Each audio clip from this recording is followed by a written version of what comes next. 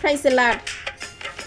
మత్తయి సువార్త 15వ అధ్యాయం 28వ వచనంలో ఆయన కనికరము ప్రజలను బాగు చేస్తుంది. మత్తయి సువార్త 14:14లో అనేక మంది జనసమూహం ప్రభు యొద్దకు పరిగెత్తుకుంటూ రావడం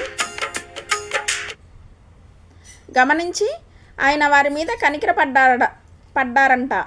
కనికరపడి వారిలో ఉన్న ప్రతి రోగిని స్వస్థపరిచాడు. ఒక మెరకల్స్, ఒక ఆశ్చర్యం, ఒక అద్భుతం జరిగే ముందు దేవుని కనికరం వచ్చినట్లుగా మనం చూస్తున్నాం. ఆయన కనికరపడిన తర్వాత కార్యాలు జరిగాయి. దేవుని కనికరం మీ మీదికి వస్తున్నప్పుడు కార్యాలు జరగబోతున్నాయని నమ్మండి. దేవుని వద్ద నుండి ఎప్పుడు ఒక వ్యక్తి కనికరాన్ని పొందగలడు అంటే సామెత 28వ అధ్యాయం 13వ వచనంలో తన అతిక్రమ క్రియలను ఒప్పుకొని విడిచిపెట్టువాడు కనికరం పొందును అని వ్రాయబడింది.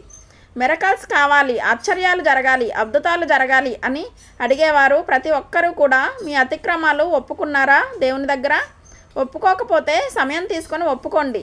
కొంత టైం తీసుకొని ప్రార్థన చేయండి. ఒకరోజు ఫాస్టింగ్ ప్రేయర్ చేస్తూ, ప్రభువా, నా అతిక్రమ క్రియలన్నీ కూడా జ్ఞాపకం చేసుకొని ఒప్పుకుంటున్నానయ్యా, నన్ను క్షమించు. పరలోకానికి విరోధంగా, పరిశుద్ధ గ్రంథానికి విరోధంగా, పరిశుద్ధాత్మకు విరోధంగా, నా మనస్సాక్షికి విరోధంగా, నా తోటివారికి విరోధంగా, నా సంఘమునకు, పరిచర్యకు, దైవజనులకు విరోధంగా నేనేమైనా మాట్లాడి ఉంటే, నా నోరు జారి ఉంటే క్షమించు, మన్నించండి, నీ రక్తంతో నన్ను కడగమని ప్రార్థన చేయండి. ఒక చిన్న కీర్తన పాడుకుందాం.